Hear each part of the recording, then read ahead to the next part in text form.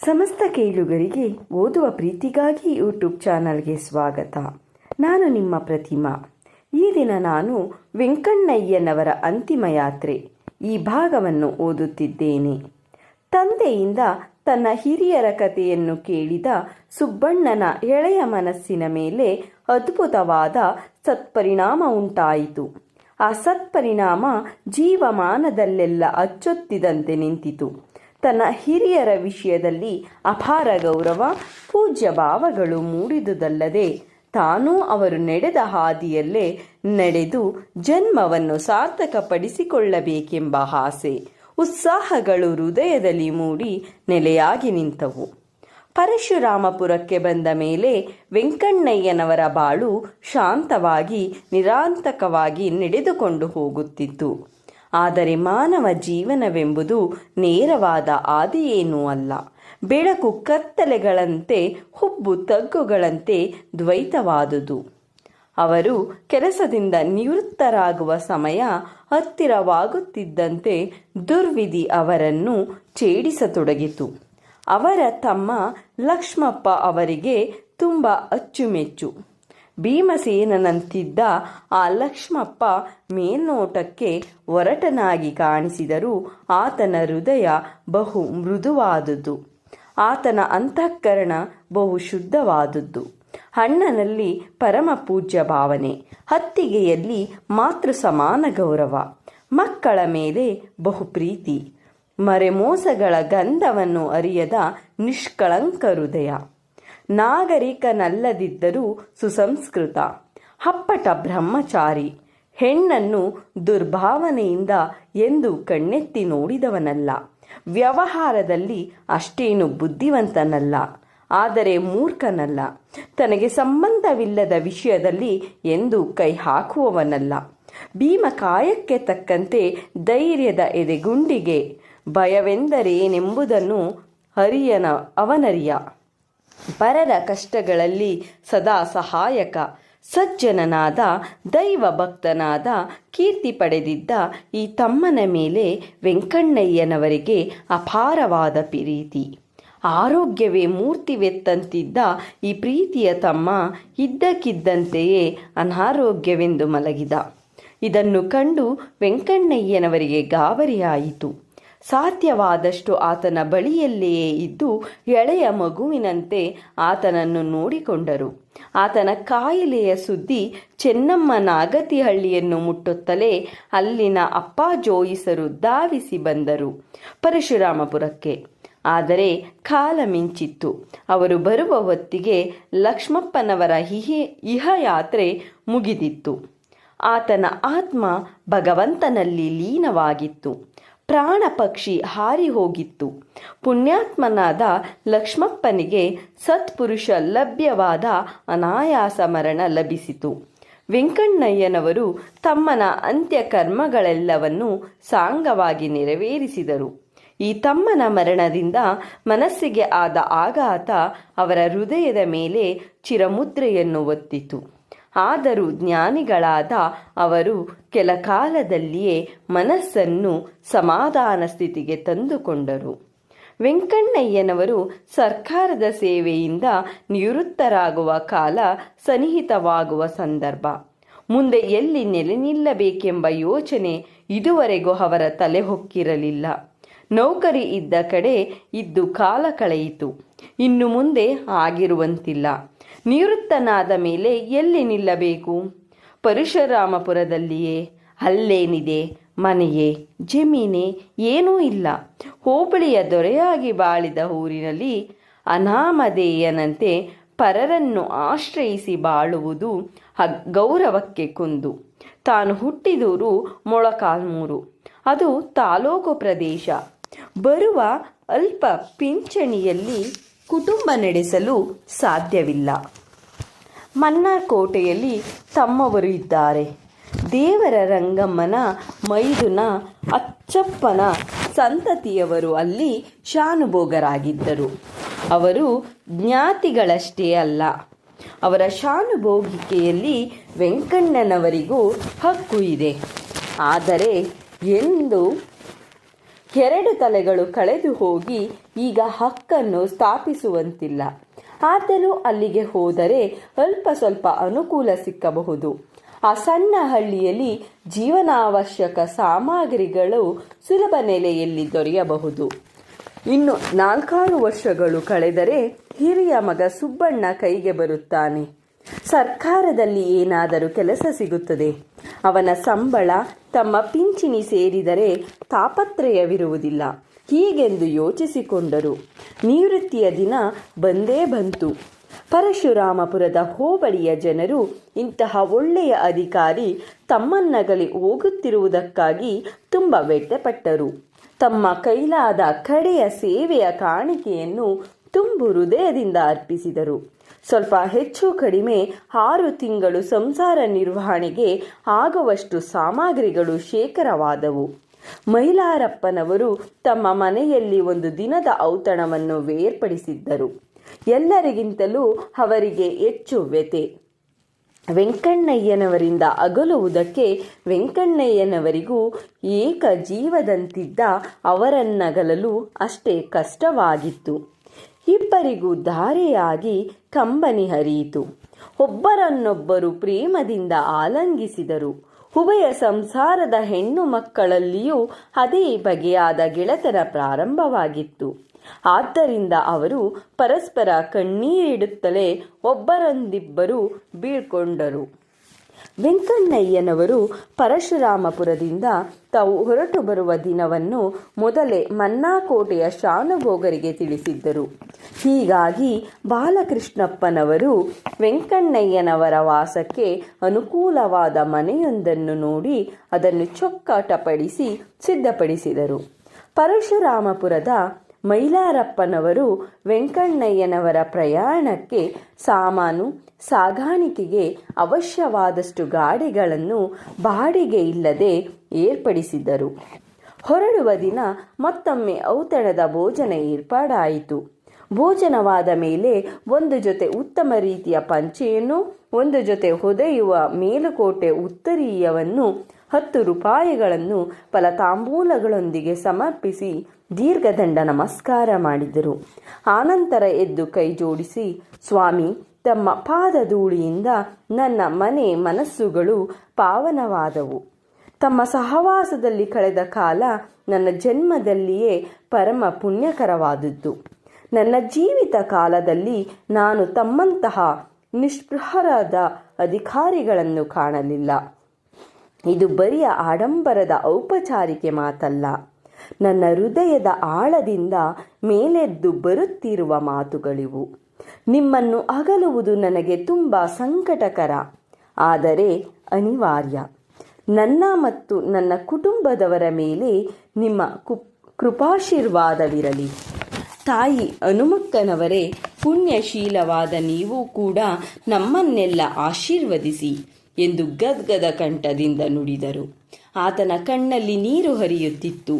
ಮೈಲಾರಪ್ಪನೆಂದರೆ ಸಾಮಾನ್ಯ ಶಾನುಭೋಗನಲ್ಲ. ಆತ ಘಟಾನುಘಟಿ, ವ್ಯವಹಾರ ದಕ್ಷ. ರೈತರಿಗೆ ಆತನನ್ನು ಕಂಡರೆ ತುಂಬ ವಿಶ್ವಾಸ, ಗೌರವ, ಅಷ್ಟೇ ಭಯ ಕೂಡ. ವಜ್ರಾದಪಿ ಕಠೋರಾಣಿ ಮೃದೂನಿ ಕುಸುಮಾದಪಿ ಎಂಬ ಸ್ವಭಾವದವನು ಆತ. ಆತನ ವಿಶ್ವಾಸವನ್ನು ಸಂಪಾದಿಸಿದವರು ಸುರಕ್ಷಿತ. ಎದುರು ಹಾಕಿಕೊಂಡವರಿಗೆ ಉಳಿಗಾಲವಿಲ್ಲ.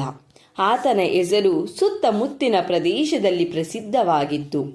ಆತನ ವಿಷಯದಲ್ಲಿ ಜನಸಾಮಾನ್ಯರಿಗಷ್ಟೇ ಅಲ್ಲ, ದೊಡ್ಡ ಅಧಿಕಾರಿಗಳು ಕೂಡ ಭಯ ಗೌರವಗಳಿದ್ದವು. ತಾಲೂಕು ದಣಿ, ಅಮಲ್ದಾರ್, ಜಿಲ್ಲೆಯ ದೊರೆ, ಡೆಪ್ಯೂಟಿ ಕಮಿಷನರ್ ಕೂಡ ಅವರಲ್ಲಿ ನಯ ಗೌರವಗಳಿಂದ ವರ್ತಿಸುತ್ತಿದ್ದರು. ಅವರ ಸಹಾಯ ಸಹಕಾರಗಳಿಲ್ಲದೆ ಯಾವ ಸರ್ಕಾರಿ ಕೆಲಸವೂ ನಡೆಯುತ್ತಿರಲಿಲ್ಲ. ಇಂತಹ ಪ್ರಭಾವಶಾಲಿ ವೆಂಕಣ್ಣಯ್ಯನವರ ಹತ್ತಿರ ಶ್ರೀರಾಮಚಂದ್ರನ ಬಳಿಯಲ್ಲಿ ಆಂಜನೇಯನಂತೆ ಭಕ್ತಿ ವಿಶ್ವಾಸಗಳಿಂದ ನಮ್ರವಾಗಿ ನಡೆದುಕೊಳ್ಳುತ್ತಿದ್ದರು. ಇದನ್ನು ಗಮನಿಸಿದರೆ ವೆಂಕಣ್ಣಯ್ಯನವರ ದೈವೀ ತೇಜಸ್ಸು ಎಷ್ಟು ಉಚ್ಚಮಟ್ಟದ್ದೆಂದು ಅರ್ಥವಾಗುತ್ತದೆ. ವೆಂಕಣ್ಣಯ್ಯನವರಿಗೂ ಆತನಲ್ಲಿ ಅಷ್ಟೇ ಪ್ರೀತಿ, ಗೌರವ. ಆತನನ್ನು ತಮ್ಮ ಆತ್ಮ ಬಂಧುವಿನಂತೆ ಭಾವಿಸುತ್ತಿದ್ದರು. ಆತನಿಂದ ಅಗಲುವುದು ಅವರಿಗೂ ಅಪಾರವಾದ ನೋವನ್ನುಂಟು ಮಾಡಿತು. ಅವರು, ಮೈಲಾರಪ್ಪ, ನಿಮ್ಮನ್ನಗಲುವುದು ನನಗೆ ತುಂಬಾ ಕಷ್ಟ. ನೀವು ನನ್ನ ಕುಟುಂಬದವರೆಂದೇ ನಾನು ಭಾವಿಸಿದ್ದೆ. ಇದುವರೆಗೆ ನೀವು ನನ್ನ ಸಂಸಾರವನ್ನೆಲ್ಲ ಹೊಟ್ಟೆಯಲ್ಲಿಟ್ಟುಕೊಂಡು ಸಂರಕ್ಷಣೆ ಮಾಡಿದ್ದೀರಿ. ನಿಮ್ಮ ಋಣಭಾರವನ್ನು ನಾನು ತೀರಿಸಲು ಸಾಧ್ಯವಿಲ್ಲ. ನಿಮ್ಮಿಂದ ಬೀಳ್ಕೊಳ್ಳುವುದು ಅನಿವಾರ್ಯವಾಗಿದೆ. ಇದು ಪ್ರಪಂಚ. ಇದರಲ್ಲಿ ಹೀಗೆಲ್ಲ ನಡೆಯತಕ್ಕದ್ದೇ. ಸಂಸಾರ ಪ್ರವಾಹದಲ್ಲಿ ಸಿಕ್ಕ ಬಿದ್ದವರ ಪಾಡೆಲ್ಲ ಇಷ್ಟೇ. ಪ್ರವಾಹದೊಂದಿಗೆ ಎಲ್ಲಿಂದಲೋ ಹರಿದು ಬಂದ 2 ಮರದ ತುಂಡುಗಳು ಸ್ವಲ್ಪ ದೂರ ಜೊತೆಯಾಗಿದ್ದು ಮತ್ತೆ ಬೇರೆ ಬೇರೆಯಾಗಿ ಎಲ್ಲಿಗೋ ಹೋಗಿಬಿಡುವಂತೆ ಈ ಸಂಸಾರದ ಹಣೆಬರಹ. ಇದೆಲ್ಲ ದೈವೇಚ್ಛೆ. ನಾವು ಸೇರಿರುವುದು ಹಗಲುವುದು ಅವನಿಚ್ಛೆ. ತತ್ರ ಪರಿದೇವನ. ಇದಕ್ಕೇಕೆ ಚಿಂತೆ? ಇದೇ ವೇದಾಂತ ಹೇಳುತ್ತಿರುವುದು. ಈಗಿ ಆಧ್ಯಾತ್ಮಿಕ ತಳಹದಿ ಇಲ್ಲದ ಜೀವನ ಆಧಾರವಿಲ್ಲದ ದೋಣಿಯಂತೆ ಅಲೆಗಳಿಗೆ ಸಿಕ್ಕಿ ಅಲ್ಲೋಲ ಕಲ್ಲೋಲವಾಗುತ್ತದೆ. ಜೀವನ ನೌಕೆಯನ್ನು ಮನೋನಿಗ್ರಹವೆಂಬ ಹುಟ್ಟಿನ ಸಹಾಯದಿಂದ ಅಂಕೆಯಲ್ಲಿಟ್ಟುಕೊಳ್ಳಬೇಕು. ನೀವು ಪ್ರಪಂಚ ಪರಮಾತ್ಮಗಳೆರಡನ್ನು ಬಲ್ಲವರು. ನಾನು ಹೆಚ್ಚು ಹೇಳಬೇಕಾಗಿಲ್ಲ. ಸಮಾಧಾನವನ್ನು ತಂದುಕೊಳ್ಳಿ ಎಂದು ಹೇಳಿದರು. ತಮ್ಮನ್ನು ಪ್ರೀತಿ ವಿಶ್ವಾಸಗಳಿಂದ ಆಹ್ವಾನಿಸಿದ ಗ್ರಾಮ ಮುಖಂಡರ ಮನೆಗಳಿಗೆ ವೆಂಕಣ್ಣಯ್ಯನವರು ತಮ್ಮ ಕುಟುಂಬದೊಡನೆ ಹೋಗಿ ಅವರಿಂದ ಸತ್ಕೃತರಾಗಿ ಬೀಳ್ಕೊಂಡರು. ಸಾಮಾನು ಸರಂಜಾಮುಗಳನ್ನು ತುಂಬಿದ ಗಾಡಿಯೊಡನೆ ಮನೆಯವರು ಕುಳಿತುಕೊಳ್ಳುವುದಕ್ಕೆಂದೇ ಏರ್ಪಡಿಸಿದ ಕಮಾನಿನ ಗಾಡಿ ಸಿದ್ಧವಾಗಿತ್ತು. ತಮ್ಮನ್ನು ಸಾಗ ಕಳುಹಿಸುವುದಕ್ಕಾಗಿ ಬಂದಿದ್ದ ಜನಸಂದಣಿಯನ್ನು ಆಶೀರ್ವದಿಸಿ ಬೀಳ್ಕೊಟ್ಟು ಎಲ್ಲರೂ ಗಾಡಿಯಲ್ಲಿ ಕುಳಿತರು. ಎಷ್ಟು ಜಾಗ್ರತೆ ಹೊರಡಬೇಕೆಂದರೂ ಮಧ್ಯಾಹ್ನ 4 ಗಂಟೆಯಾಯಿತು. ಮೈಲಾರಪ್ಪನವರು ತಳವಾರನೊಂದಿಗೆ ಮೇಲುಸ್ತುವಾರಿಗಾಗಿ ಅವರೊಡನೆಯೇ ಹೊರಟರು. ಸಾಯಂಕಾಲಕ್ಕೆ ಚನ್ನಮ್ಮನಾಗತಿ ಹಳ್ಳಿಯಲ್ಲಿ ವಸತಿಯಾಯಿತು. ಹಳಿಯ ರಾಮಣ್ಣ, ಮಗಳು ಸುಬ್ಬಮ್ಮ ಎಲ್ಲರನ್ನೂ ಸಂತೋಷದಿಂದ ಆದರಿಸಿ ರಾತ್ರಿ ಸುಗ್ರಾಸ್ತ್ರ ಭೋಜನ ಮಾಡಿಸಿದರು. ಮರುದಿನ ಬೆಳಿಗ್ಗೆ ಕೋಳಿ ಕೂಗುವ ಮುನ್ನವೇ ಸ್ನಾನಾಹಿಕಗಳನ್ನು ಪೂರೈಸಿ ಪ್ರಯಾಣವನ್ನು ಮುಂದುವರಿಸಲಾಯಿತು. ದಾರಿಯಲ್ಲಿ ಹಾಳು ಒಸಳ್ಳಿ ಸಿಕ್ಕಿತು. ಅದರ ಸಮೀಪಕ್ಕೆ ಬಂದಾಗ ವೆಂಕಣ್ಣಯ್ಯನವರು ಅಲ್ಲಿ ತಮಗಾಗಿದ್ದ ಅನುಭವವನ್ನು ಎಲ್ಲರಿಗೂ ವಿವರಿಸಿ ಹೇಳಿದರು. ಅದನ್ನು ಕೇಳಿ ಎಲ್ಲರಿಗೂ ವಿಸ್ಮಯವಾಯಿತು. ವೆಂಕಣ್ಣಯ್ಯ, ಲಿಂಗಣ್ಣ, ಸುಬ್ಬಣ್ಣ, ಮೈಲಾರಪ್ಪ ಈ 4 ಗಾಡಿಯಿಂದಿಳಿದು ಅಲ್ಲಿನ ಆಂಜನೇಯ ಸ್ವಾಮಿಯ ಗುಡಿಗೆ ಹೋಗಿ ಸ್ವಾಮಿಗೆ ಧೂಪ ದೀಪ ನೈವೇದ್ಯಗಳನ್ನರ್ಪಿಸಿ ಹಿಂದಕ್ಕೆ ಬಂದರು. ಪ್ರಯಾಣ ಯಾತ್ರೆ ಮುಂದೆ ಸಾಗಿತು. ಉಳ್ಳತ್ತಿಗೆ ಬರುವ ಹೊತ್ತಿಗೆ ಮಧ್ಯಾಹ್ನ 1 ಗಂಟೆಯಾಯಿತು. ಅಲ್ಲಿ ಗಾಡಿಗಳನ್ನು ನಿಲ್ಲಿಸಿ ಆಳಿಗಳಿಗೂ ಮಕ್ಕಳಿಗೂ ಬುತ್ತಿಯ ಹುಳಿಯನ್ನ ಮೊಸರನ್ನಗಳನ್ನು ಉಣಬಡಿಸಿದರು. ದೊಡ್ಡವರೆಲ್ಲ ಚಕ್ಕುಲಿ, ಕೋಡುಬಳೆ, ರವೆ ಉಂಡೆಗಳ ಫಲಹಾರ ಮಾಡಿದರು. ಗಾಡಿಗೆ ಹೊಡೆದ ಎತ್ತುಗಳು ನೀರು ಕುಡಿದು ಹುಲ್ಲನ್ನು ಬಾಯಾಡಿಸಿ ಆಯಾಸ ಪರಿಹಾರ ಮಾಡಿಕೊಂಡವು. ಉಳ್ಳರ್ತಿಯಿಂದ ಮನ್ನಾಕೋಟೆಗೆ ಸುಮಾರು 6 ಮೈಲಿ ದೂರ. 3 ಗಂಟೆಯ ಸುಮಾರಿಗೆ ಮತ್ತೆ ಗಾಡಿಗಳನ್ನು ಕಟ್ಟಿಕೊಂಡು ಪ್ರಯಾಣ ಮುಂದುವರಿಸಿದರು. ಹೊತ್ತು ಮುಳುಗುವ ವೇಳೆಗೆ ಮನ್ನಾಕೋಟೆಯನ್ನು ಸೇರಿದುದಾಯಿತು. ಬಾಲಕೃಷ್ಣಪ್ಪನವರು ಇವರ ಆಗಮನವನ್ನೇ ನಿರೀಕ್ಷಿಸುತ್ತಿದ್ದರು. ಇವರಿಗಾಗಿ ಏರ್ಪಡಿಸಿದ್ದ ಮನೆಯ ಮುಂದಕ್ಕೆ ಗಾಡಿಗಳನ್ನು ಬಿಡಿಸಿದರು. ಸಾಮಾನುಗಳನ್ನೆಲ್ಲ ಆ ಮನೆಯಲ್ಲಿಯೇ ಜೋಡಿಸುವ ಹೊತ್ತಿಗೆ ಊಟದ ವೇಳೆಯಾಯಿತು. ಬಂದವರಿಗೆಲ್ಲ ರಾತ್ರಿ ಬಾಲಕೃಷ್ಣಪ್ಪನವರ ಮನೆಯಲ್ಲಿಯೇ ಆತಿಥ್ಯವಾಯಿತು. ಬಾಲಕೃಷ್ಣಪ್ಪನವರೆಂದರೆ ಮೈಲಾರಪ್ಪನವರಂತೆಯೇ ಸುತ್ತಮುತ್ತಿನ 10 ಹಳ್ಳಿಗಳಿಗೆ ಹೆಸರಾದವರು.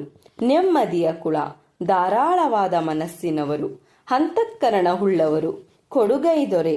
ಅವರಿಗೆ ತಕ್ಕ ಮಡದಿ ಗೌರಮ್ಮ.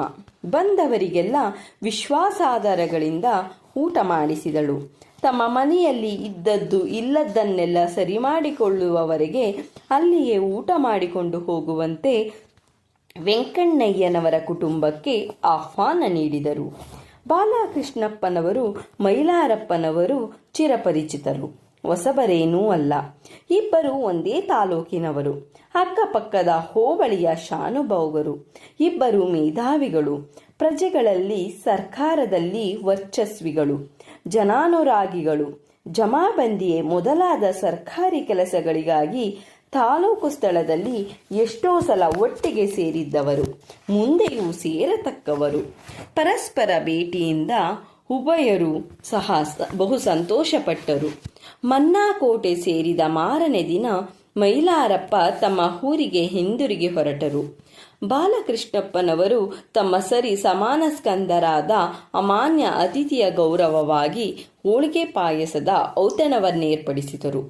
ಭೋಜನಾನಂತರ ಮೈಲಾರಪ್ಪ ಬಾಲಕೃಷ್ಣಪ್ಪನವರಿಂದ ಬೀಳ್ಕೊಂಡು ಮತ್ತೊಮ್ಮೆ ವೆಂಕಣ್ಣಯ್ಯನವರಿಗೆ ಸಾಷ್ಟಾಂಗ ನಮಸ್ಕಾರ ಮಾಡಿ ಲಿಂಗಣ್ಣಯ್ಯ, ಹನುಮಕ್ಕಮ್ಮ ಮೊದಲಾದವರಿಂದ ಅನುಮತಿ ಪಡೆದು ಗಾಡಿಗಳೊಂದಿಗೆ ಪರಶುರಾಮಪುರಕ್ಕೆ ಹಿಂದಿರುಗಿದರು. ಅವರನ್ನು ಸಾಗ ಕಳುಹಿಸಲು ಸುಮಾರು 1 ಮೈಲಿ ದೂರ ಅವರೊಂದಿಗೆ ಮಾತನಾಡುತ್ತಾ ಹೋದ ವೆಂಕಣ್ಣಯ್ಯನವರು ಮಾತಿನ ಮಧ್ಯೆ, ಮೈಲಾರಪ್ಪನವರೇ, ನಮ್ಮಿಬ್ಬರ ಸಂಬಂಧವೆಂಬುದು ನಮ್ಮ ಪೂರ್ವ ಜನ್ಮಗಳ ಋಣಾನುಬಂಧ. ನಿಮಗೆ ತಿಳಿದಿರುವಂತೆ ನಾನು ಯಾರನ್ನು ಯಾವುದನ್ನು ಹೆಚ್ಚಾಗಿ ಹಚ್ಚಿಕೊಳ್ಳುವವನಲ್ಲ. ಆದರೆ ನಿಮ್ಮಲ್ಲಿ ಮಾತ್ರ ಆಗಿಲ್ಲ. ನಿಮ್ಮಿಂದ ಅಗಲಿರುವುದು ತುಂಬ ಕಷ್ಟವೆನ್ನಿಸುತ್ತದೆ. ಅದೇಕೆ ಎನ್ನುವುದು ನನಗೆ ತಿಳಿಯದು. ಈ ಅನುಬಂಧ ತಮ್ಮ ತಲೆಗೆ ಕೊನೆಯಾಗುವುದು ಬೇಡ. ನಮ್ಮ ಮಕ್ಕಳ ಕಾಲಕ್ಕೂ ಮುಂದುವರೆಯಲಿ. ಶ್ರೀರಾಮನಿಚ್ಛೆ. ಸುಖವಾಗಿ ಹೋಗಿ ಬನ್ನಿ. ಅಲ್ಲಿರುವ ನನ್ನ ಹಿತೈಷಿಗಳೆಲ್ಲರಿಗೂ ನನ್ನ ಕೃತಜ್ಞತೆಯನ್ನು ತಿಳಿಸಿ ನಿಮ್ಮನ್ನು ನಿಮ್ಮ ಕುಟುಂಬದವರನ್ನು ಶ್ರೀರಾಮಚಂದ್ರ ಪ್ರಭು ರಕ್ಷಿಸಲಿ ಎಂದು ಅರಸಿ ಬೀಳ್ಕೊಟ್ಟರು.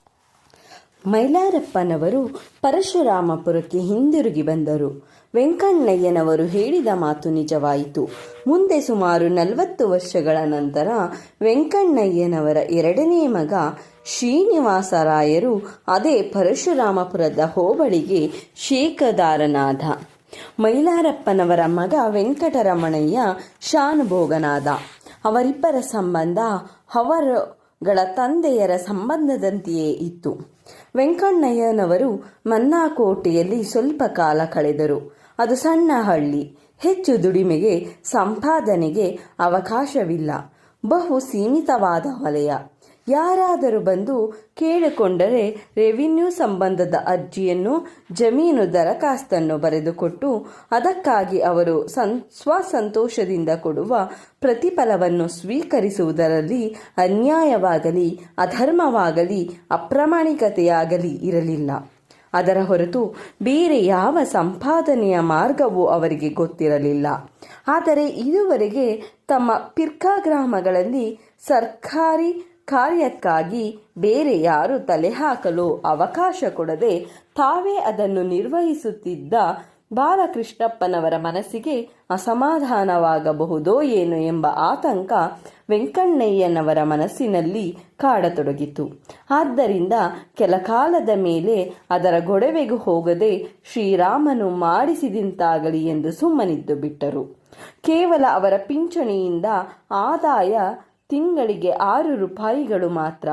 7-8 ಜನರ ಸಂಸಾರ ಯಾತ್ರೆಯನ್ನು ಸಾಗಿಸುವುದು ಸ್ವಲ್ಪ ಕಷ್ಟವೇ ಆಗಿತ್ತು. ಹೇಗೋ ಕಷ್ಟ ಕಾರ್ಪಣ್ಯಗಳಿಂದ ಕಾಲವನ್ನು ದಬ್ಬುತ್ತಿದ್ದರು.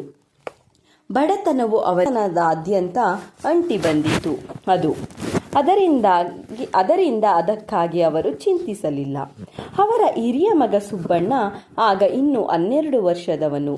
ಇನ್ನು 4-6 ವರ್ಷಗಳನ್ನು ಹೇಗಾದರೂ ಕಷ್ಟಪಟ್ಟು ನೂಕಿದರೆ ವಿದ್ಯಾಬುದ್ಧಿ ಸಂಪನ್ನನಾದ ಆತನಿಗೆ ಯಾವುದಾದರೊಂದು ಸರ್ಕಾರಿ ನೌಕರಿ ಸಿಕ್ಕೇ ಸಿಗುತ್ತದೆ.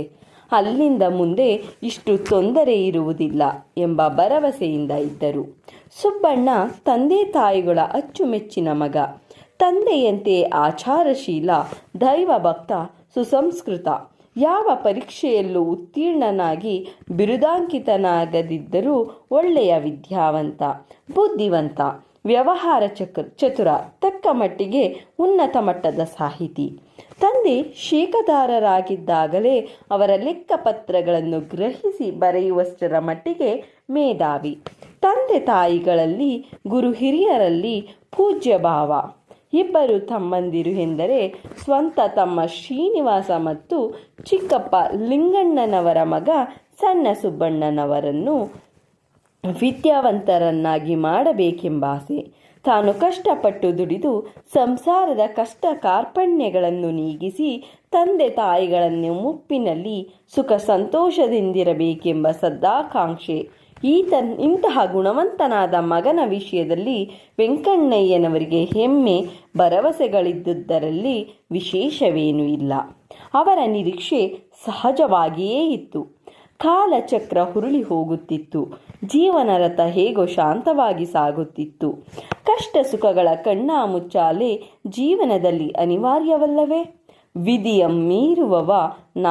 ಮೀರುವವ ನಾವನೈ ಎಂದು ಪ್ರಾಜ್ಞರು ಹೇಳುತ್ತಾರೆ. ಅದು ಅನುಭವಪೂರ್ಣವಾದ ಸತ್ಯವಾಕ್ಯ. ಅಂದಿನ ಜನರ ಎದೆಯನ್ನು ನಡುಗಿಸುವ ಮಹಾಮಾರಿ ರೋಗ ಕಾಲರ ನಡು ಬೇಸಿಗೆಯಲ್ಲಿ ಕಾಣಿಸಿಕೊಂಡು ಜನರನ್ನು ಆಹುತಿ ತೆಗೆದುಕೊಳ್ಳತೊಡಗಿತು. ಆ ಮಾರಿ ಮನ್ನಾ ಕೋಟೆಯನ್ನು ಪ್ರವೇಶಿಸಿತು. ಅಲ್ಲಿನ ಜೀವರಾಶಿಯನ್ನು ಬಲಿ ತೆಗೆದುಕೊಳ್ಳತೊಡಗಿತು. ವೆಂಕಣ್ಣಯ್ಯನವರ ಎರಡನೇ ಮಗ ಶೇಷಣ್ಣ ಆ ಮಾರಿಗೆ ತುತ್ತಾದ. ತಮ್ಮ ಲಕ್ಷ್ಮಪ್ಪನ ಮರಣಾನಂತರ ವೆಂಕಣ್ಣಯ್ಯನವರ ಜೀವನದಲ್ಲಿ ನಡೆದ ಎರಡನೇ ದುರಂತ ಇದು. ಈ ಹೊಡೆತದಿಂದ ಅವರು ತುಂಬ ಮೆತ್ತಗಾಗಿ ಹೋದರು. ಹೊರನೋಟಕ್ಕೆ ಅವರು ಸಮುದ್ರದಂತೆ ಗಂಭೀರವಾಗಿ ಕಾಣಿಸಿದರೂ ಒಳಗೊಳಗೆ ತಮ್ಮನ ಮತ್ತು ಮಗನ ಅಗಲಿಕೆಯ ದುಃಖ ಸ್ಥಿರವಾಗಿ ನೆಲೆಸಿತ್ತು. ದೈವಶಕ್ತಿಗೆ ಎದುರಾದವರಾರು ಮೌನದಿಂದ ದುಃಖವನ್ನು ಅನುಭವಿಸುತ್ತಿದ್ದರು. ಹೊರನೋಟಕ್ಕೆ ಶಾಂತಿಯ ತೆರೆಯನ್ನು ಮರೆಯಾಗಿಸಿದ್ದರೂ ಕಾಲಪುರುಷನು ಇವೊಂದನ್ನು ಗಣಿಸದೆ ತನ್ನಷ್ಟಕ್ಕೆ ತಾನು ನಾಗಾಲೋಟದಿಂದ ಮುಂದುವರಿಯುತ್ತಿದ್ದ. ವೆಂಕಣ್ಣಯ್ಯನವರ ಉತ್ಸಾಹ ಕುಗ್ಗಿ ಹೋಯಿತು. ಅವರು ಸಂಪಾದಿಸುವ ಹವ್ಯಾಸವನ್ನೇ ಕೈಬಿಟ್ಟರು. ಬರುವ ವರಮಾನ ಏತಕ್ಕೂ ಸಾಲದು. ದಿನದಿನಕ್ಕೆ ಕೊರತೆ ಹೆಚ್ಚುತ್ತಿದೆ. ಕೈಯಲ್ಲಿ ಅಧಿಕಾರವಿಲ್ಲ. ಕಷ್ಟದಲ್ಲಿ ಆತುಕೊಳ್ಳುವ ಮೈಲಾರಪ್ಪನವರಂತಹ ಆಪ್ತ ಹಿತೈಷಿಗಳಿಲ್ಲ. ಬಾಯಿ ಬಿಟ್ಟು ಯಾರನ್ನೂ ಅವರು ಕೇಳುವವರಲ್ಲ. ಸಾಲ ಮಾಡಿ ಅಭ್ಯಾಸವಿಲ್ಲ. ಮಾಡಿದರೆ ತೀರಿಸುವುದಕ್ಕೂ ಅವಕಾಶವಿಲ್ಲ. ಅವರ ಜೀವನದಲ್ಲಿ ಇಂತಹ ಇಬ್ಬಂದಿ ಪರಿಸ್ಥಿತಿ ಎಂದೂ ಬಂದಿರಲಿಲ್ಲ. ಪ್ರಭು ರಾಮಚಂದ್ರ ಹಿಂದಿನವರೆಗೆ ಎಂದೂ ಮರ್ಯಾದೆಗೆ ಕುಂದು ತಂದಿಲ್ಲ. ಮುಂದೆಯೂ ಅವನೇ ಗತಿ. ತಮ್ಮ ನಂತರ ಈ ಸಂಸಾರ ಭಾರವನ್ನು ಮಗ ಹೇಗೆ ಹೊತ್ತಾನು? ಅವನೇನು ಸತ್ವಶಾಲಿ. ಆದರೂ ಇದನ್ನು ಹೊರುವಷ್ಟು ಅವನ ಭುಜ ಬಲಿತಿಲ್ಲವಲ್ಲ. ತಮ್ಮ ಲಿಂಗಣ್ಣ 6ಕ್ಕೆ ಏರಲಿಲ್ಲ, 3ಕ್ಕೆ ಇಳಿಯಲಿಲ್ಲ ಎಂಬ ಜಾತಿಯವನು.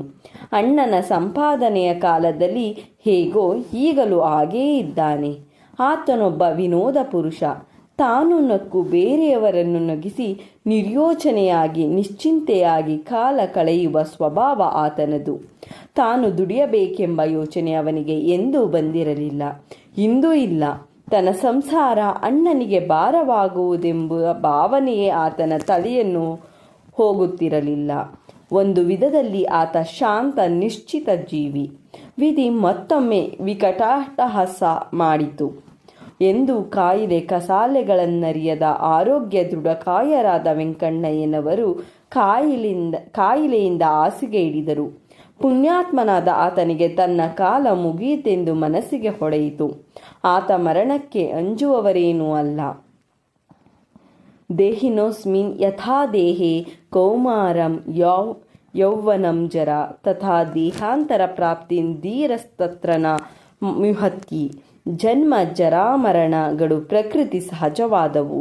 ಅವುಗಳಿಗಾಗಲಿ ಭಯವಾಗಲಿ ವ್ಯಸನವಾಗಲಿ ಪಡೆಯಬೇಕಾದ್ದಿಲ್ಲ ಎಂಬ ತತ್ವವನ್ನು ಅರಿತು ಅನುಷ್ಠಿಸಿ ಆತ್ಮ ಸಾಕ್ಷಾತ್ ಮಾಡಿಕೊಂಡವರು. ಅವರು ಮರಣ ಸಮೀಪಿಸಿತೆಂದು ಕೊರಗಲಿಲ್ಲ, ಮರುಗಲಿಲ್ಲ. ಎಂದಿನಂತೆ ಅಸನ್ಮುಖಿಗಳಾಗಿ ಶಾಂತರಾಗಿರುತ್ತಿದ್ದರು.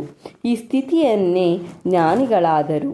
ಶರಣರ ಪರೀಕ್ಷೆಯನ್ನು ಮರಣದಲ್ಲಿ ನೋಡು ಎಂದು ಹೇಳುತ್ತಾರೆ. ಮರಣವೆಂದರೆ ದೇಹತ್ಯಾಗ, ಅರಿದ ಅಂಗಿಯನ್ನು ಕಿತ್ತೊಗೆಯುವಂತೆ ಅಷ್ಟೇ. ಅದಕ್ಕಾಗಿ ಧೀರರು ಅಂಜುವುದಿಲ್ಲ. ಭಗವದ್ಗೀತೆಯನ್ನು ಕರತಲಾಮಲಕವಾಗಿ ಮಾಡಿಕೊಂಡಿದ್ದ ವೆಂಕಣ್ಣಯ್ಯನವರಿಗೆ ಇದು ಅರಿಯದ ತತ್ವವೇನಲ್ಲ. ಜೀವನದ ಕಹಿ ಸಿಹಿಗಳನ್ನು ಇಷ್ಟ ದೈವವಾದ ಶ್ರೀರಾಮಚಂದ್ರನ ಪರಮ ಪ್ರಸಾದವೆಂದು ಸವಿದರು. ದೈವದ ಮೇಲೆ ಎಂದು ತಪ್ಪು ಹೊರಿಸಲಿಲ್ಲ, ದೇವರನ್ನು ದೂರಲಿಲ್ಲ. ಭಗವಂತನ ಪಾದಾರವಿಂದವನ್ನು ಸೇರುವ ಸಮಯ ಸಮೀಪಿಸಿತು. ಅದು ಮಧ್ಯಾಹ್ನ 2-2:30 ಗಂಟೆಯ ಸಮಯ. ತಮ್ಮನ್ನು ಶುಶ್ರೂಷೆ ಮಾಡುತ್ತಾ ಮಗ್ಗುಲಲ್ಲೇ ಕುಳಿತಿದ್ದ ಮಗನನ್ನು ಕುರಿತು, ಮಗು ಸುಬ್ಬು, ಪಂಚಾಂಗವನ್ನು ತೆಗೆದುಕೊಂಡು ಬಾ, ಇಂದಿನ ದಿನಶುದ್ಧಿಯನ್ನು ನೋಡು ಎಂದು ಹೇಳಿದರು. ಸುಬ್ಬಣ್ಣ ಪಂಚಾಂಗವನ್ನು ತಂದು ತಂದೆಯ ಎದುರಿಗೆ ಓದಿದ. ಅದನ್ನು ಕೇಳಿದ ವೆಂಕಣ್ಣಯ್ಯನವರು, ದಿನ ಪ್ರಶಸ್ತವಾಗಿದೆ, ನಕ್ಷತ್ರಾದಿ ದೋಷವೇನೂ ಇಲ್ಲ, ಇನ್ನು ಹೊರಡಬಹುದು ಎಂದುಕೊಂಡರು. ಆ ಮಾತನ್ನು ಕೇಳಿಸಿಕೊಂಡ ಸುಬ್ಬಣ್ಣ, ಅಪ್ಪ, ಇದೇನು ನೀವು ಹೇಳುತ್ತಿರುವುದು? ನೀವು ಹೊರಡುವುದೆಲ್ಲಿಗೆ? ದಿನಶುದ್ಧಿಯನ್ನು ನೋಡಿದ್ದು ಏಕೆ ಎಂದು ಕೇಳಿದ. ವೆಂಕಣ್ಣಯ್ಯನವರಿಗೆ ಕಾಯಿಲೆಯಾಗಿದ್ದರೂ ಅವರು ಸಾಯಬಹುದೆಂಬ ಕಲ್ಪನೆ ಯಾರಿಗೂ ಬಂದಿರಲಿಲ್ಲ. ಅದು ಅಷ್ಟು ಪ್ರಬಲವಾದುದೆಂದು ಎಂದು ತೋರಿಸಿಕೊಂಡಿರಲಿಲ್ಲ. ಅವರು ಎಲ್ಲರಿಗೂ ಕಾಯಿಲೆ ಬರುತ್ತದೆ, ಅವರಿಗೂ ಬಂದಿದೆ, ಔಷಧಿ ಕೊಡಿಸುತ್ತಿದೆ, ವಾಸಿಯಾಗುತ್ತದೆ ಎಂದೇ ಎಲ್ಲರೂ ಭಾವಿಸಿದರು. ಆ ಕಾರಣದಿಂದಲೇ ಸುಬ್ಬಣ್ಣ ಆ ಪ್ರಶ್ನೆ ಮಾಡಿದ್ದು. ವೆಂಕಣ್ಣಯ್ಯನವರು ಆ ಪ್ರಶ್ನೆಗೆ ಉತ್ತರ ಕೊಡುವ ಬದಲು ತಾವು ನಿತ್ಯ ಪಾರಾಯಣ ಮಾಡುವ ರಾಮಾಯಣವನ್ನು ದೇವರ ಮಂಟಪದಿಂದ ತರುವಂತೆ ಮಗನಿಗೆ ಹೇಳಿದರು. ಅದು ಶುಭ್ರವಾದ ರೇಷ್ಮೆ ಬಟ್ಟೆಯಲ್ಲಿ ಸುತ್ತಿ ದೇವರ ಮಂಟಪದ ಮೇಲೆ ಇಟ್ಟಿರುತ್ತಿತ್ತು. ಅದನ್ನು ಅವರ ಹೊರತು ಬೇರೆಯವರು ಮುಟ್ಟುತ್ತಿರಲಿಲ್ಲ. ವೆಂಕಣ್ಣಯ್ಯನವರ ಮಾತನ್ನು ಕೇಳಿದ ಮನೆಯವರಿಗೆ ಆ ಪುಸ್ತಕದಲ್ಲೇನಾದರೂ ಆಗ ತಾನೇ ಪ್ರಾರಂಭವಾಗಿದ್ದ ಚಲಾವಣೆಯಲ್ಲಿದ್ದ ನೋಟನ್ನೇನಾದರೂ ಇಟ್ಟಿರಬಹುದೆಂಬ ಭಾವನೆ. ಸುಬ್ಬಣ್ಣ ಮಡಿಯುಟ್ಟು ರಾಮಾಯಣವನ್ನು ತಂದೆಯ ಬಳಿಗೆ ತಂದ. ಅದನ್ನು ಕೈಗೆ ತೆಗೆದುಕೊಂಡ ವೆಂಕಣ್ಣಯ್ಯನವರು ಮಗನನ್ನು ಹತ್ತಿರಕ್ಕೆ ಕರೆದು ಮೃದುವಾದ ಧ್ವನಿಯಲ್ಲಿ, ಮಗು, ನನ್ನ ಕಾಲ ಮುಗಿಯುತ್ತಾ ಬಂದಿದೆ. ಇನ್ನು ಅರ್ಧ ಗಂಟೆಯಲ್ಲಿ ನಾನು ನಿಮ್ಮೆಲ್ಲರನ್ನು ಬಿಟ್ಟು ಪ್ರಭು ರಾಮಚಂದ್ರನ ಸನ್ನಿಧಿಯನ್ನು ಸೇರುತ್ತೇನೆ. ಇದು ಪ್ರಕೃತಿ ಸಹಜ. ಇದಕ್ಕಾಗಿ ನನಗೆ ದುಃಖವಿಲ್ಲ. ನೀವು ದುಃಖಿಸಬಾರದು. ನನ್ನನ್ನು ಸಂತೋಷದಿಂದ ಕಳುಹಿಸಿಕೊಡಿ. ನಿನಗಾಗಿ ನಾನು ಯಾವ ವಿಧವಾದ ಐಹಿಕ ಆಸ್ತಿಯನ್ನು ಮಾಡಿಲ್ಲ. ಹಾಗೆ ಮಾಡಲು ನನಗೆ ಸಾಧ್ಯವಾಗಲಿಲ್ಲವೆಂಬುದನ್ನು ನೀವೆಲ್ಲ ಕಣ್ಣಾರೆ ಕಂಡಿದ್ದೀರಿ. ಆದರೆ ಸುಬ್ಬು, ನಾನು ನಿನಗೆ ಅಮೋಘವಾದ, ಶಾಶ್ವತವಾದ, ಅಸದೃಶ್ಯವಾದ ಆಸ್ತಿಯನ್ನು ಕೊಟ್ಟು ಹೋಗುತ್ತಿದ್ದೇನೆ. ಇಗೋ ನೋಡು, ನಾನು ಸದಾ ಪಾರಾಯಣ ಮಾಡುವ ವಾಲ್ಮೀಕಿ ರಾಮಾಯಣ. ಇದರಲ್ಲಿ ಸ್ವಾಮಿ ನೆಲೆಸಿದ್ದಾನೆ. ಇದನ್ನು ನೀನು ಪಾರಾಯಣ ಮಾಡು. ಶ್ರೀರಾಮಚಂದ್ರ ಪ್ರಭು ನಿನ್ನ ಕಷ್ಟ ಸುಖಗಳಲ್ಲಿ ಸಮಭಾಗಿಯಾಗಿ ನಿನ್ನನ್ನು ಸಂರಕ್ಷಿಸುತ್ತಾನೆ. ಇದೇ ನಿನ್ನ ತಂದೆಯಾಗಿ ನಿನಗೆ ನೀಡುವ ಆಸ್ತಿ. ಇದನ್ನು ಭದ್ರವಾಗಿ ಕಾಪಾಡಿಕೊ. ಎಲ್ಲ ಐಹಿಕ ಆಸ್ತಿಗಿಂತಲೂ ಇದು ಶ್ರೇಷ್ಠವಾದದ್ದು, ಏಕೆಂದರೆ ಇದು ಇಹ ಪರಗಳೆರಡಕ್ಕೂ ಸಾಧಕವಾದದ್ದು. ಇದೇ ನನ್ನನ್ನು ಇದುವರೆಗೂ ಕೈ ಹಿಡಿದು ಕಾಪಾಡಿದೆ, ನಿನ್ನನ್ನು ಕಾಪಾಡುತ್ತದೆ. ಉಳಿದೆಲ್ಲ ಕ್ಷಣಿಕ, ನಶ್ವರ. ಮಗು, ನನ್ನ ಮಾತನ್ನು ನಂಬು. ನಂಬಿ ಕೆಟ್ಟವರಿಲ್ಲ. ದಯಾಮಯನಾದ ಭಗವಂತನು ನಿಮ್ಮನ್ನೆಲ್ಲ ಸಂರಕ್ಷಿಸಲಿ. ನೀನು ಧರ್ಮ ಮಾರ್ಗದಲ್ಲಿ ನಡೆ. ಹಿರಿಯರಲ್ಲಿ ಪೂಜ್ಯ ಭಾವವಿರಲಿ, ಕಿರಿಯರಲ್ಲಿ ವಾತ್ಸಲ್ಯವಿರಲಿ. ಮನೆತನದ ಗೌರವದ ಮೇಲೆ ಸದಾ ದೃಷ್ಟಿ ಇರಲಿ. ನೀನು ಯೋಗ್ಯ, ಎಲ್ಲವನ್ನು ಬಲ್ಲೆ, ಅದರಂತೆ ನಡೆದುಕೊಳ್ಳುವೆ. ಆದರೂ ಪ್ರಾಪಂಚಿಕ ರೀತಿಯಾಗಿ ತಂದೆಯಾದ ನಾನು ನನ್ನ ಕರ್ತವ್ಯವನ್ನು ಮಾಡಿ ಮುಗಿಸುತ್ತಿದ್ದೇನೆ. ನಿನಗೆ ಹೆಚ್ಚಿಗೆ ಹೇಳಬೇಕಾದುದಿಲ್ಲ. ಇದು ನಿನಗೊಬ್ಬನಿಗೆ ಅಲ್ಲ, ಎಲ್ಲರಿಗೂ ಹೇಳಿರುವ ಮಾತು. ಮತ್ತೊಮ್ಮೆ ಹೇಳುತ್ತೇನೆ, ನನಗಾಗಿ ಯಾರು ಶೋಕಿಸಬಾರದು. ಇನ್ನು ನನ್ನ ಪಾಡಿಗೆ ನನ್ನನ್ನು ಬಿಡಿ. ನಿಮ್ಮ ಮುಂದಿನ ಕರ್ತವ್ಯವನ್ನು ನೋಡಿಕೊಳ್ಳಿ. ನನ್ನ ಮಾತು ಮುಗಿಯಿತು. ನಾನಿನ್ನು ಮೌನಿ. ನನ್ನನ್ನು ಯಾರು ಮಾತನಾಡಿಸಬೇಡಿ ಎಂದು ಹೇಳಿ ಮಗನ ಕೈಯಲ್ಲಿ ಪುಸ್ತಕವಿಟ್ಟರು. ಮನೆಯವರೆಲ್ಲರೂ ಸುತ್ತಲೂ ಕುಳಿತು ದಿಟ್ಟಿಸಿ ನೋಡುತ್ತಿದ್ದಾರೆ. ವೆಂಕಣ್ಣಯ್ಯನವರು ಕಣ್ಣು ಮುಚ್ಚಿದರು. ತುಟಿಗಳು ಏನನ್ನು ಹೇಳಿಕೊಳ್ಳುವಂತೆ ಅಲುಗಾಡುತ್ತಿವೆ. ಆನಂದ ಬಾಷ್ಪಗಳು ಕಣ್ಣಿನಿಂದ ಸುರಿಯುತ್ತಿದೆ. ಮುಖದ ತೇಜಸ್ಸು ಗಳಿಗಳಿಗೆಗೂ ಹೆಚ್ಚುತ್ತಿದೆ. ಶಾಂತವಾದ ಆ ಮುಖದಲ್ಲಿ ಮಂದಹಾಸ ಹುಕ್ಕುತ್ತಿದೆ. ಸುಬ್ಬಣ್ಣ ಪಾರಾಯಣ ಪುಸ್ತಕವನ್ನು ಪರಮ ಭಕ್ತಿಯಿಂದ ಸ್ವೀಕರಿಸಿ ಒಮ್ಮೆ ತಲೆಯ ಮೇಲಿಟ್ಟುಕೊಂಡು ಅನಂತರ ಒಳಗೆ ಹೋಗಿ ಅದನ್ನು ಯಥಾಸ್ಥಾನದಲ್ಲಿಟ್ಟು ತಂದೆಯ ಪಕ್ಕದಲ್ಲಿ ಬಂದು ಕುಳಿತ. ಆ ವೇಳೆಗೆ ಅವರ ಆರೋಗ್ಯ ಸ್ಥಿತಿಯನ್ನು ವಿಚಾರಿಸಲು ಶಾನುಭೋಗರು ಜೋಯಿಸ ವೆಂಕಪ್ಪನವರು ಅಲ್ಲಿಗೆ ಬಂದವರು ಪರಿಸ್ಥಿತಿಯನ್ನರಿತು ಅಲ್ಲಿಯೇ ಕುಳಿತರು. ಆಗ ವೆಂಕಣ್ಣಯ್ಯನವರು ತಟಕ್ಕನೆ ಎದ್ದು ಕುಳಿತು ದಶ ದಿಕ್ಕುಗಳಿಗೂ ಕೈ ಮುಗಿದು ಶ್ರೀರಾಮ ಜಯ ರಾಮ ಜಯ ಜಯ ರಾಮ ಎಂದು ಸ್ಪಷ್ಟವಾಗಿ ಉಚ್ಚರಿಸಿ ಮತ್ತೆ ಹಾಗೆಯೇ ಮಲಗಿದರು. ಮತ್ತೆ ಮೇಲೇಳಲಿಲ್ಲ. ಅವರ ಆತ್ಮ ಪ್ರಭು ಶ್ರೀರಾಮಚಂದ್ರನ ಪಾದಾರವಿಂದಗಳಲ್ಲಿ ಲೀನವಾಗಿ ಹೋಯಿತು. ವೆಂಕಣ್ಣಯ್ಯನವರ ಜೀವನ ನಾಟಕ ಅಲ್ಲಿಗೆ ಕೊನೆಗೊಂಡಿತು. ಧನ್ಯವಾದಗಳು.